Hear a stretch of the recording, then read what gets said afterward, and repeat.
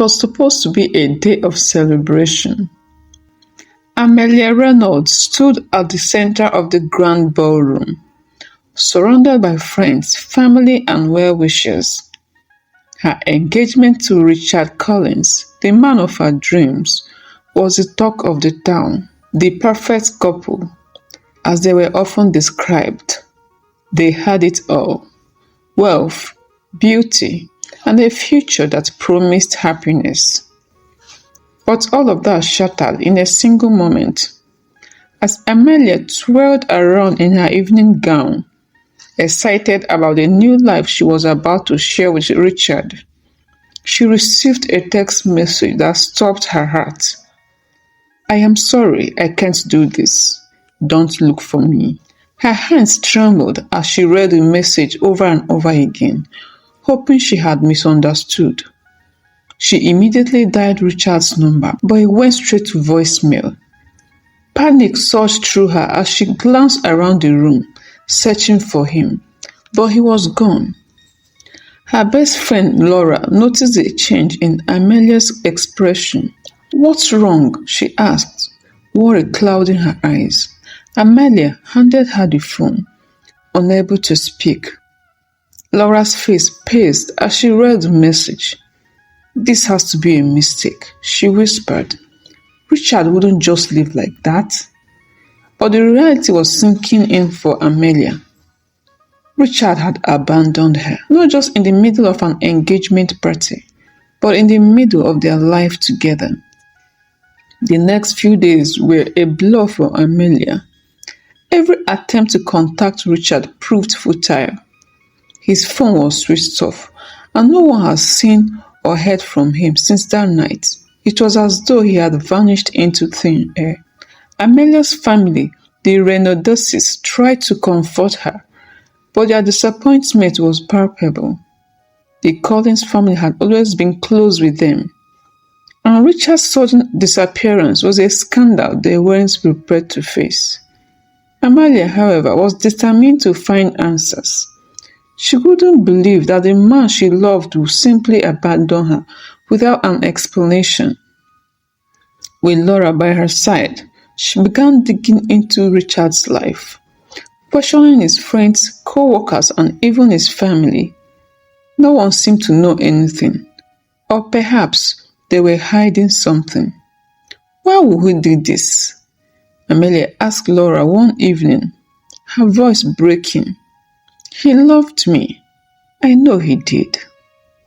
Laura sighed, pouring Amelia another glass of wine. "Maybe he got scared, Amelia.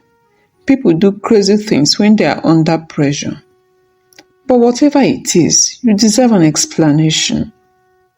But Amelia wasn't satisfied with that. Something about Richard's sudden disappearance didn't add up. There were secrets lurking in the shadows, secrets that Richard had kept from her. And as she dug deeper, she uncovered something that shook her to the core. While searching through Richard's belongings, Amelia found a small hidden compartment in his office desk. Inside, she discovered a passport under a different name, Daniel Watson. There were also documents linking Richard to offshore bank accounts and a business she had never heard of. Her heart raced as she pieced together the clues. Who was Daniel Weston, and why did Richard have a second identity? This wasn't just a case of cold feet.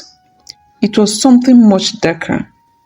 Amelia knew she had to confront Collins' family, but when she arrived at their mansion, she was met with hostility.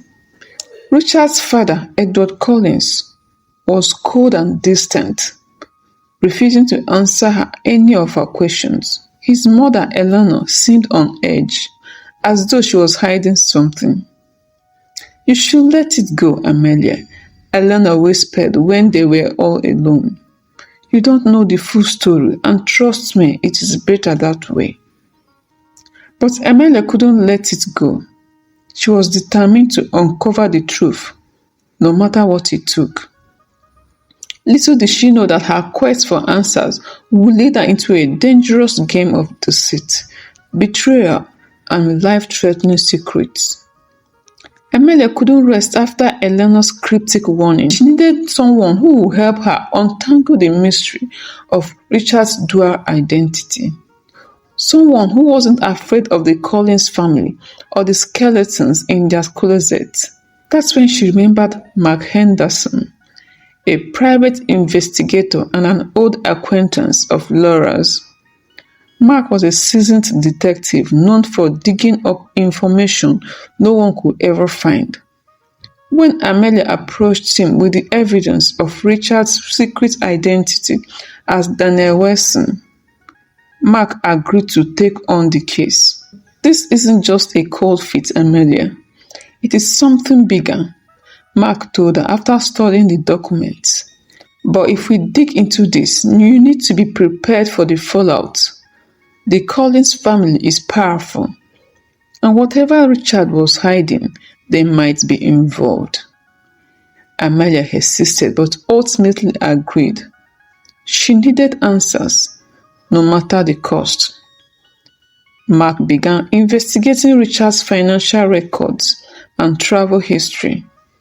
What he found was disturbing. Frequent trips to remote locations, unexplained wire transfers, and the suspicious ties to a shady international business conglomerate known as the Horizon Group.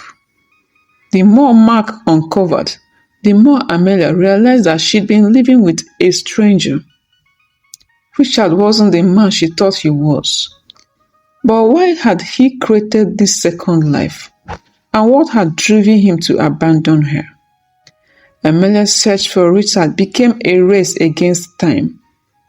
The deeper Mark delved into Richard's life, the more dangerous the situation became.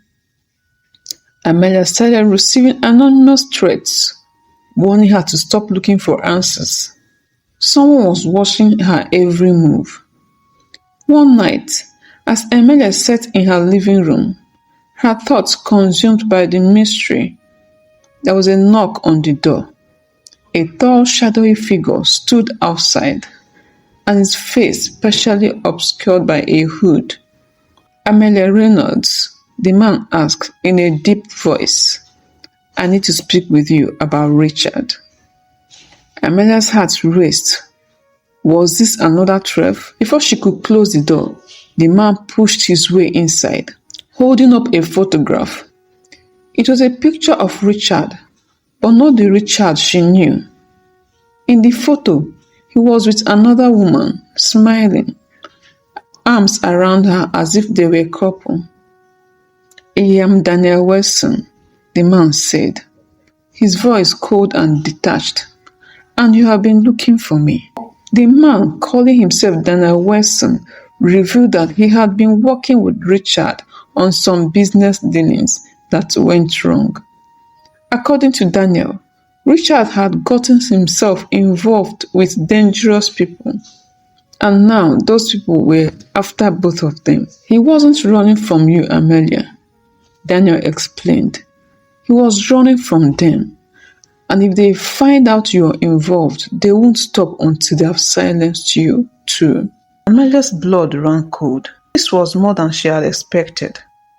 Richard had put her life in danger, and she had no idea why. Daniel offered to help her find Richard, but Amelia didn't trust him. Mark warned her that Daniel could be leading her into a trap. But with no other leads, she had no choice but to follow trail Daniel left behind. Amelia, Mark and Daniel formed an uneasy alliance as they continued their search for Richard.